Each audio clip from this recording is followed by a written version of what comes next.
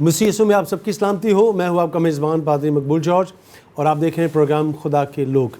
नाज़रीन, आज का जो हमारा ये शो है वो ईस्टर स्पेशल का है, यानी ईद क़यामतुल मसीह।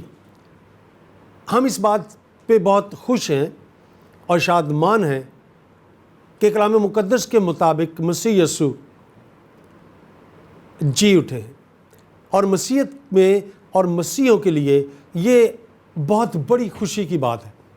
और जब हम इस खुशी की बात को देखते हैं और जब हम सनराइज सर्विस अपने अपने चर्चिस में करते हैं, देखते हैं, इस इबादत को हम जब करने के लिए जाते हैं तो दिल के अंदर एक खुशी, एक शादमानी होती है कि मेरा और आपका मुनज्जी जो है वो जी उठा है। और इस बात की खुशखबरी के लिए, इस बात को आम करने के लिए, इस बात को एक दूसरे के साथ शेयर करने के लिए हम चर्चिस का रुख करते हैं।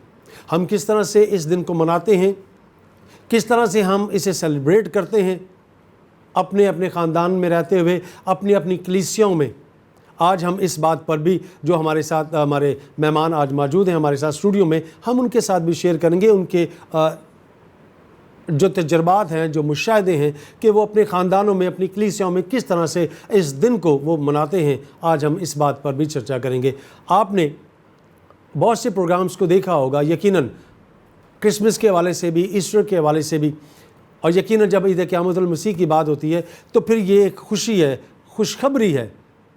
और खुशी इस बात की कि हम गवाही देते हैं कि मसीह यीशु अपने कौल के मुताबिक, अपने उस कलाम के मुताबिक जी उठा है। आएँ आज के प्रोग्राम का बाकायदा आगाज़ करते हैं। आज हमारे साथ जो मेहमान इस वक्त मौजूद हैं, खुदा के खादम बिशप गुलफाम जावेद साहब, और उनके साथ एक मोहतरमा हैं जिनका ताल्लुक़ सोशल वर्कर हैं, एक्टिविस्ट हैं। इससे पहले भी आपने मेरे शो में उनको देखा है, मुख्तलिफ मौज़ूआत पे हमने बात की है उनसे, सफ़ीना जावेद साहिबा। ईस्टर स्पेशल या ईद क़यामतुल मसीह स्पेशल में आप दोनों को खुशामदीद कहते हैं। जैसा कि हम रवायती तौर पर देखते हैं, जब हम इन रोज़ों के अयाम में से गुज़रते हैं, मसीह के दुखों को देखते हैं, और फिर इसके बाद हम ये भी देखते हैं कि मसीह यीशु मसलूब हुए, फिर वो उनको दफन किया गया, और फिर जैसा कि कलाम मुक़द्दस में लिखा गया वो तीसरे दिन मुर्दों में से जी उठे। इस दिन को जब हम मनाते हैं तो हम इसे कहते हैं कि ईद क़यामतुल मसीह। मैं ये जानना चाहूँगा आपसे कि इस दिन की अहमियत मसीहत में क्या है? जी, थैंक यू। सबसे पहले तो आपका शुक्रिया और गवाही टीवी का कि आपने हमें यहाँ पे मौका दिया, मदऊ किया और ईस्टर के हवाले से हम मिलकर बैठे हैं। देखिए, बात यह है कि मसीही होते हुए जब हम मसीह की बात करते हैं तो सबसे पहले देखें ग़ुलाम यीशु मसीह की पैदाइश जो है वो अनोखी, उनकी मौत जो है वो अनोखी, उनका ज़िंदा होना अनोखा, उनका आसमान पर चले जाना और फिर वापस आना। तो हमारे लिए तो ये बड़ी खुशकिस्मती है कि हम मसीही हैं और इस बात पर ईमान रखते हैं जो ग़ुलाम यीशु मसीह ने हमें अपनी मौत से पहले ये सारी चीज़ें बताई थी। और उसी तरह बिल्कुल हुआ कि ग़ुलाम यीशु मसीह ने हमारी नजात के लिए, हमारे गुनाहों के लिए ये कफ़ारा जो दिया, सलीब का पैगाम जो है वो हलाक होने वालों के नज़दीक तो बेवकूफ़ी है, मगर हम नजात पाने वालों के लिए बड़ी कुदरत है। तो ये हमारी खुशकिस्मती है कि हम इसको, अगर इस मैसेज को समझते हैं तो ये बहुत ही मसीह लोगों के लिए एक नई ज़िंदगी है। तौबा का एक मैसेज हमें मिलता है। जिस तरह हम देखते हैं कि सलीब पर वो डाकू जो गुनहगार था और उसके ईमान ने, उसकी तौबा ने उसको उसी टाइम ग़ुलाम यीशु मसीह ने उसको जब देखा, उसकी फ़रियाद को देखा, उसके एहसास को महसूस किया, तो देखें फ़ौरी तौर पर उसके गुनाह माफ़ हो गए और वो ग़ुलाम यीशु मसीह ने कहा कि तू आज ही मेरे साथ फ़िरदौस में होगा। तो ये बड़ी खुशकिस्मती है हमारे लिए कि हम ग़ुलाम यीशु मसीह के पैरोकार हैं जो माफ़ करने वाला खुदा है, और उसके ज़िंदा होने की खुशी और उसकी कब्र जो खाली है, ये हमारे लिए दुनिया में एक पैगाम है कि वो वाहिद हस्ती है जिसकी कब्र खाली है, और जो ज़िंदा होने के बाद अपने जो हवारी थे, रसूल थे, लोग थे, उनको मिला, उनसे बात हुई और उसके बाद अपने वादे के मुताबिक फिर आसमान पर गए। और फिर हमारे लिए सबसे बड़ी खुशखबरी ये है कि वो फिर दोबारा हमारे पास आएंगे ताकि हम जो दुनिया में हैं और जो मर गए और जो ज़िंदा हैं, उन सब के लिए खुदावंद यीशु मसीह का आना, जो कि दूसरी कौम भी ये कहती है कि इस बात पे, तो वो भी बिलीव करते हैं कि खुदावंद यीशु मसीह दोबारा आएंगे। सफीना साहबा, मैं आपसे जानना चाहूँगा, क्योंकि आप सोशल वर्कर हैं, मुख्तलिफ़ मज़ाहिब के लोगों से भी मिलती हैं और उनके साथ आपका इंटरेक्शन होता है, तो मैं ये जानना चाहूँगा कि बहैसियत एक मसीह होने के नाते से आप जब ईस्टर आता है या क्रिसमस आता है, तो आप क्या समझती हैं कि आपके वजह से, आपके काम करने के लिहाज से किस तरह का पैगाम आप उनको देती हैं कि मसीहत के हवाले से? एक तो थैंक यू, बहुत शुक्रिया और हैप्पी ईस्टर। मैं बहैसियत एक टॉलरेंस और हारमनी पैदा करने के हवाले से हम काम करते हैं, सोसाइटी में उठते बैठते हैं, और जब इस तरह के प्रोग्रामों की तरफ को हम जाते हैं तो हम ज़रूर है कि जो मसीह का पैगाम है वो सबके साथ शेयर करें, और वो हमारी खुशियों में शामिल भी होते हैं। लेकिन मैं यहाँ पे एक चीज़ शेयर करना चाहूँगी कि रेज़रेक्शन डे है, ये सिर्फ हमारे यहाँ पे न्यू टेस्टामेंट में नहीं है, पुराने टेस्टामेंट में जब हम मूसा की उसमें देखते हैं और खुदा ने जब उनको बताया कि मैं तुम लोगों को आज़ाद करूँगा, आप कुर्बानी दें और अपने अपने दरवाज़ों के ऊपर निशान लगाएं, और जो फरिश्ते होंगे वो पास ओवर हो जाएंगे। तो वो जो पास ओवर का टाइम है वो भी कुर्बानी का ही था। और वो जो जैसे हमारे यहाँ पे मुख्तलिफ पारसी और मुस्लिम और हिंदू सब मिलके साथ क्रिसमस और ईस्टर सेलिब्रेट करते हैं, तो ये उसी का तसलसल एक है। लेकिन यहाँ पे क्रिश्चियन कम्युनिटी की एक सबसे बड़ी चीज़ ये है कि हम सिर्फ इसको ईदुल क़यामतुल मसीह नहीं, बल्कि इसको दिल से तस्लीम करते हैं कि हम ग्रेस के पीरियड में रहते हैं, और उस जो खुदा की तालीमात है उसके ऊपर अमल करते हुए हम अपनी अब्दी ज़िंदगी की तरफ को जाएंगे। और ये उनके लिए बड़ी अजीब सी बात होती है। जन्नत का तसव्वुर तो मुस्लिम कम्युनिटी में बहुत ज़्यादा है, बाकी दूसरे मज़ाहिब में भी हैं, लेकिन जब हम यीशु मसीह की पैदाइश और उसकी ईदुल क़यामत की बात करते हैं तो वो उनके लिए एक बड़ी, और इसमें से बहुत सारी चीज़ें हैं जो वो हमसे सवाल करते हैं, और फिर हम कभी कभी अपने मज़हबी लीडर्स की तरफ को उनको शिफ्ट करते हैं, क्योंकि हम रिलीजियस पॉइंट ऑफ व्यू से इतने अगर स्ट्रॉन्ग नहीं हैं और उनके जवाबात नहीं दे पाते, तो हम ज़रूर है कि अपने मज़हबी रहनुमाओं से इसका वो उनको कंसर्न करके और फिर उनको रिप्लाई करते हैं। जब ईस्टर की हम बात करते हैं तो रवायती तौर पर अगर हम इसे देखें अपने ख़ानदानी तौर पर, तो उसे किस तरह से मनाया जाता है? जैसे अब आने वाले दिनों में हम देखेंगे कि जो गुज़र चुके हैं, हमने देखा कि हमने मतलब पाम संडे को भी मनाया और उस होली वीक को भी हमने मनाया, फिर आखिरी फसा, और फिर फसा के बाद हम ये भी देखते हैं कि जो मुबारक जुमा है उसको भी फिर हम सनराइज़ सर्विस, जो कि बहुत एक ख़ास और अहम एक इबादत है, और ये सुबह जो पो पढ़ने से पहले कलाम मुक़द्दस इस बात की शहादत भी देता है, तो वो एक इबादत जो है वो बहुत ख़ास और बहुत अहम है, और ख़ास तौर पे जो बड़े बड़े चर्चेज़ हैं इनके अंदर उसका इनेकाद किया जाता है।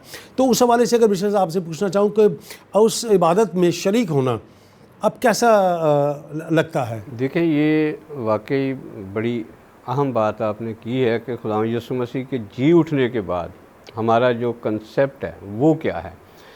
कलाम में हमें ये बताया गया है कि अब हम शाही काहिनों का फ़िरका है। खुदा यीशु मसीह की उस कुर्बानी के बाद अब हम शाही काहिनों का फ़िरका हैं, और जितनों ने उसे कबूल किया उनको उसने खुदा ने अपना फ़र्जंद होने का हक बख्श दिया। तो ये बहुत बड़ी बात है, और इससे बड़ी मैं समझता हूँ कि खुशी की क्या बात हो सकती है कि उस इबादत में हम शामिल होते हैं, और दुनिया के लिए एक बहुत बड़ा पैगाम होता है हमारे लिए। और फिर जो हमारा इस कुर्बानी के बाद खुदा यीशु मसीह की जो कुर्बानी है उसके बाद हमारा खुदा से दोबारा राब्ता बहाल कर दिया गया, क्योंकि ये तो एक बहुत बड़ी हमारे लिए खुशखबरी है कि खुदा ने हमसे ऐसी मोहब्बत की कि अपना इकलौता बेटा बख्श दिया।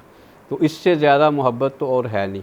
अब हमें फिर ये है कि आपस में जब हम बैठते हैं सब, तो एक खुशी का पैगाम होता है कि आज हमारा मुनज्जी जो है वो दोबारा से जिंदा है और जी उठा और हम और मौत दोबारा पर से जो है वो फतह पाई है। और ये तो बहुत बड़ी खुशखबरी होती है। और बड़ी ईद, मैं तो ये समझता हूँ कि ये हमारे लिए और ज़्यादा अहम ईद होती है। हालांकि कुछ लोग क्रिसमस को ज़्यादा वो सेलिब्रेट करते हैं, लेकिन ये दुखों के बाद जैसे हम रोज़ों के अयाम से गुज़रते हैं, तो हम कहते हैं कि रोज़ा सिर्फ खाने पीने की बंदिश का नाम नहीं है, बल्कि मैं ये कहूँगा कि रोज़े के दौरान जब हम रोज़े की हालत में होते हैं तो खैरात और मोहब्बत और पड़ोसी का ख्याल रखना, ये हमारे लिए मसीही रोज़ा असल में ये रोज़ा होता है। और उसके बाद फिर 40 दिन के रोज़ों के बाद जब ये पूरी हम तैयारी करते हैं, इस पूरे पीरियड से गुज़रते हैं, तो फिर हमारे लिए एक बहुत बड़ी खुशखबरी होती है कि हम इंतज़ार करते हैं कि खुदा यीशु मसीह जी उठे। और इस ईमान के साथ हम जैसे कहते हैं कि खुदा यीशु मसीह खुदा का बेटा है, वो रूहुल कुद्दुस की कुदरत से कुंवारी मुकद्दसा माँ मरियम से पैदा हुआ, उसने पैंतूस पलातूस के अद में दुख उठाया, मसलूब हुआ, मर गया, दफन हुआ, तीसरे रोज़ मुर्दों में से ज़िंदा होकर आसमान पर चला गया, खुदा कादिर मुतलक बाप के दाहिने हाथ बैठा है, जहाँ से वो जिंदों और मुर्दों की अदालत के लिए आने वाला है। तो ये हमारे लिए बहुत ही अहम दिन होता है, इसलिए हम सब जितने भी मसीही हैं इसको बड़ी जोश व खरोश से सेलिब्रेट करते हैं और इसलिए खुश होते हैं कि हमारा खुदा फिर दोबारा जिंदों और मुर्दों की अदालत के लिए आए। मोहतरमा, आपसे पूछना चाहूँगा कि आप के हाँ जब इस तरह कोई भी त्यौहार आता है, ईस्टर आता है, क्रिसमस आता है, तो मुख्तलिफ़ प्रोग्राम्स का इनकाद जो है वो किया जाता है। तो जब आप इस तरह के प्रोग्राम में जाती हैं या लोगों को मदऊ करती हैं, तो कैसा फ़ील होता है? खुशी, बहुत ज़्यादा खुशी होती है कि हम मसीह का पैगाम उन तक पहुंचाएं, दूसरे जो गैर मसीह हैं उन तक हम मसीह का पैगाम पहुंचाते हैं। और वो ज़रूर है कि वो हमारी बातों को ओन भी करते हैं। ये और बात है कि वो दिल से तो तस्लीम कर लेते हैं लेकिन पब्लिकली अनाउंस नहीं करते। बाज़ औक़ात बहुत सारी इस तरह की मिसालें मौजूद हैं, मैं यहाँ पे नहीं बता सकती, जो कन्वर्जन हुए हैं इन सारी चीज़ों में। और कन्वर्जन के साथ साथ फिर हम देखते हैं कि परसिक्यूशन बढ़ती जा रही है। और परसिक्यूशन क्यों बढ़ रही है? जब हम मसीह की पैदाइश को और उसकी क़यामतुल मसीह की ईद को हम देखते हैं, तो देखते हैं कि अपने जो उसके अपने लोग हैं उनके ऊपर एक तरह से तशद्दुद हो रहा है और हर तरह की अज़ियतें उनको पहुंचाई जा रही हैं। तो जो ईज़ा रसानी है ये हमारे पाकिस्तान में, स्पेशली इंडिया में, जहाँ जहाँ पे मज़हबी इंतहा पसंदी बढ़ रही है, वहाँ पे हम इस तरह से देखते हैं कि क्रिश्चियनिटी को बहुत टारगेट किया जाता है। लेकिन मसीहत बेसिकली अगर देखा जाए तो वो टारगेट मौजूद है, सब कुछ मौजूद है, लेकिन इसके बावजूद जो मसीहत है वो मोहब्बत का पैगाम है। मोहब्बत का पैगाम वो मोहब्बत का पैगाम है। जब हम गाली की जगह मोहब्बत से पेश आएँ, और ठीक है जुल्म है, मुश्किल है, परेशानी, दुख है, तकलीफ़ है, वो हर जगह पे हैं, लेकिन अगर मसीहत का बात की जाए या मैं एक लफ्ज़ में इसे समेटूं तो सिर्फ एक ही लफ्ज़ है और वो है मोहब्बत। जी बिल्कुल। और चूँकि खुदा मोहब्बत है, मोहब्बत में ये नहीं है कि हम सिर्फ अपनी क्रिश्चियनिटी से ही करें। खुदा ने ये कहा कि तू अपने पड़ोसी से अपनी मानद मोहब्बत रख। तो ये वाला जो यूनिवर्सल पैगाम है मोहब्बत का, तो ये तो सिर्फ क्रिश्चियनिटी में और किसी जगह के ऊपर नहीं है। यहाँ छोटा सा ब्रेक लेंगे, ब्रेक के बाद आकर अपने सिलसिले को आगे बढ़ाएंगे। हमारे साथ रहेगा, स्टे विद अस।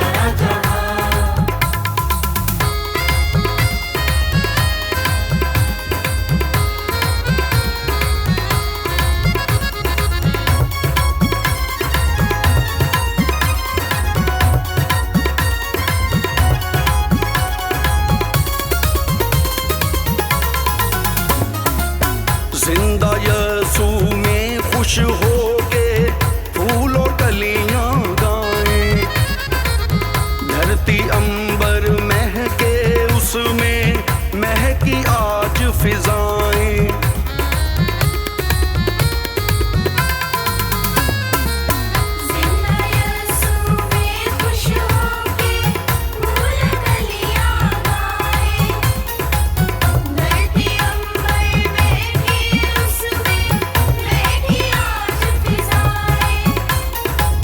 महके कौनो मकान, महके कौनो मकान, जी उठा है इब्ने मरियम, शाद सारा जहां।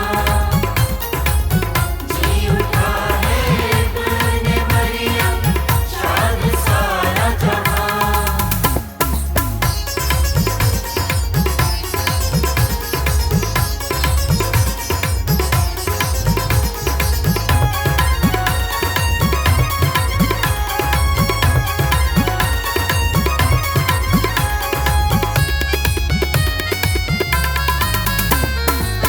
मुर्दों में से जी उठा है, देखो यसू प्यारा।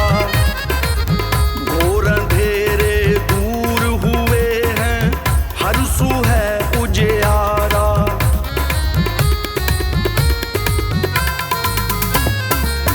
मुर्दों में से जी उठा है, देखो यसू प्यारा। घोर अंधेरे दूर हुए हैं, हर सू है उजियारा। तीरगी अब कहाँ, तीरगी अब कहाँ, जी उठा है इब्ने मरियम, शाद सारा जहां। जी उठा है इब्ने मरियम, शाद सारा जहां।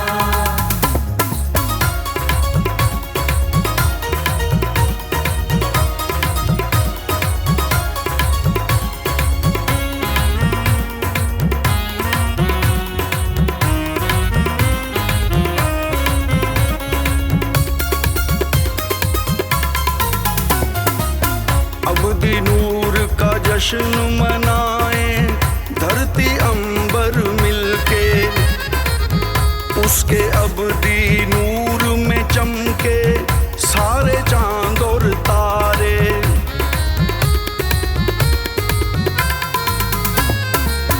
अब्दी नूर का जश्न मनाए, धरती अंबर मिलके। उसके अब्दी नूर में चमके सारे चांद और तारे।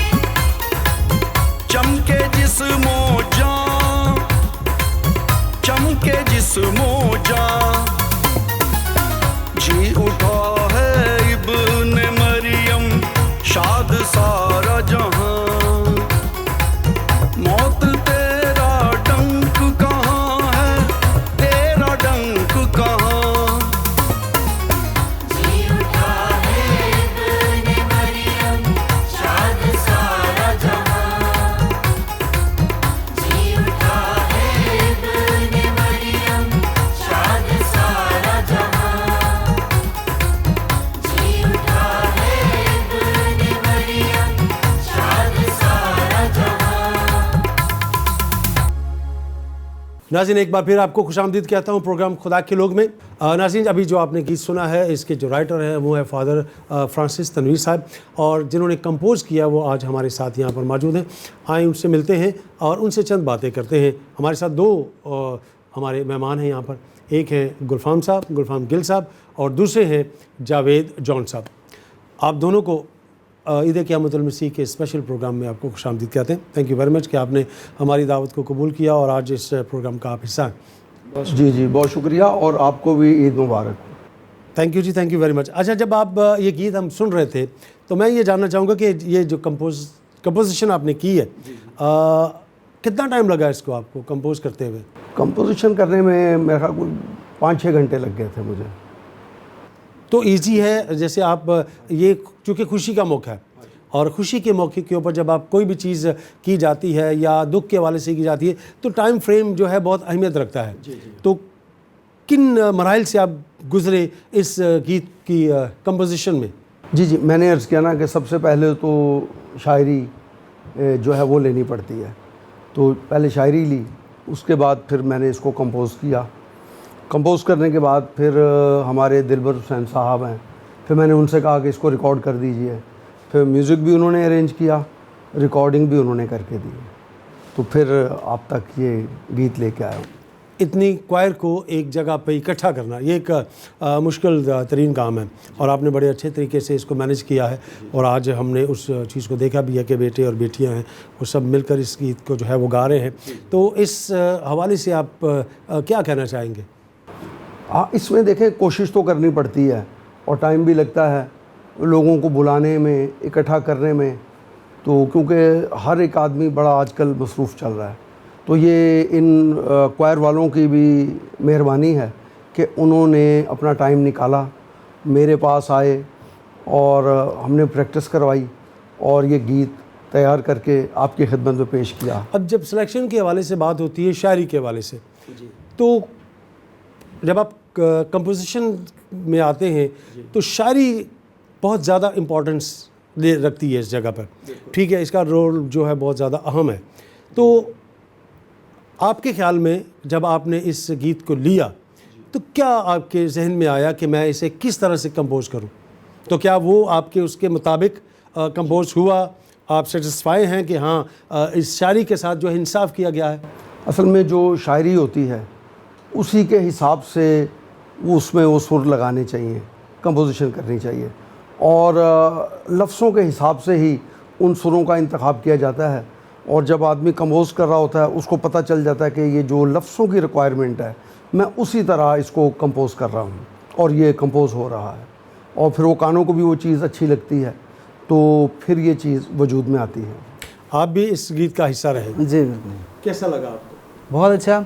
और इनकी बात से मैं एक चीज़ ऐड करना चाहता हूँ कि म्यूज़िक के हवाले से तो ये म्यूज़िक को ऐसे इबादत समझ के करते हैं और इसमें इसकी तैयारी में, इसके सारे सेटअप में he did a great job. बहुत मेहनत से हर एक को बुला के मुझे बार बार कॉल आती थी, कब तक पहुँच रहे हो, कब तक पहुँच रहे हो। तो बहुत इन्जॉय किया ड्यूरिंग प्रैक्टिस भी और बहुत कुछ सीखने को मिलता है।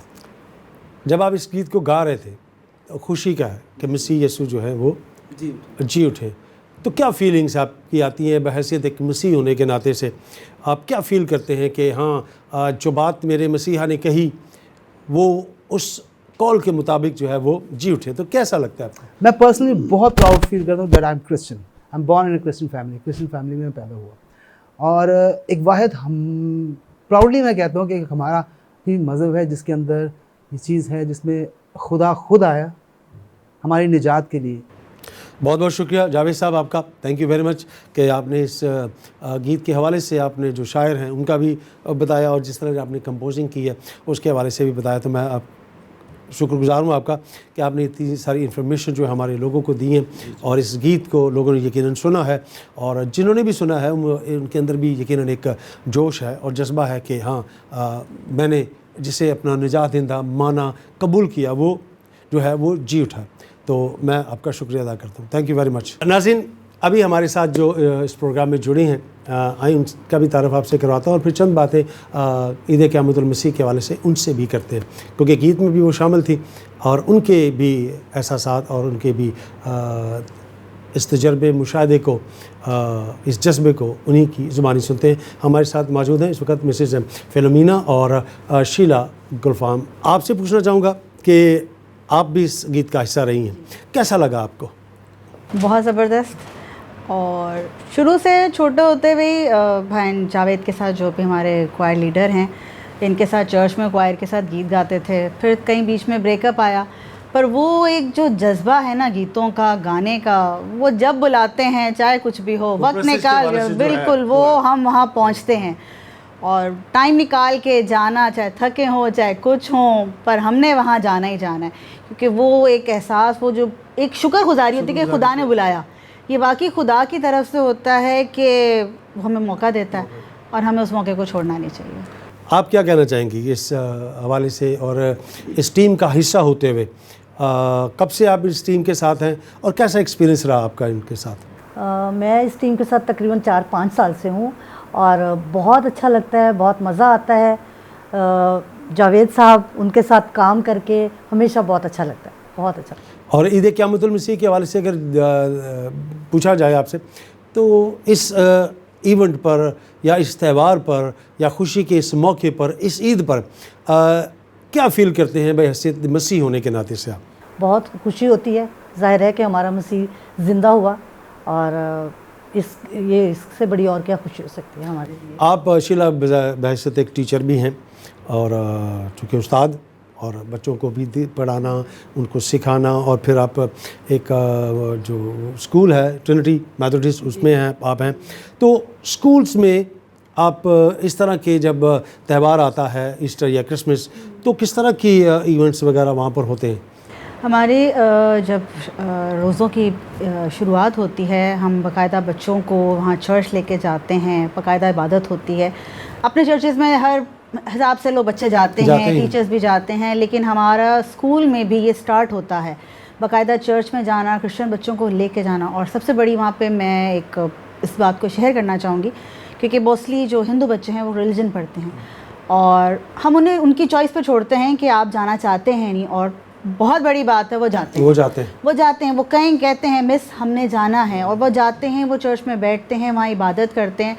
और इस बार जब स्टार्ट हुआ तो मैं एक और बात शेयर करूँगी, हमारे बहुत से मुस्लिम बच्चे भी थे जिन्होंने कहा और वो गए। जो जाना चाहते हैं खुदा के घर पे, हम उन्हें रोकते नहीं हैं, और वो गए, और वो जो गए हैं बाकायदा बैठे, उन्होंने हमारे साथ गीत गाए हैं, बाकायदा पूरी इबादत की है।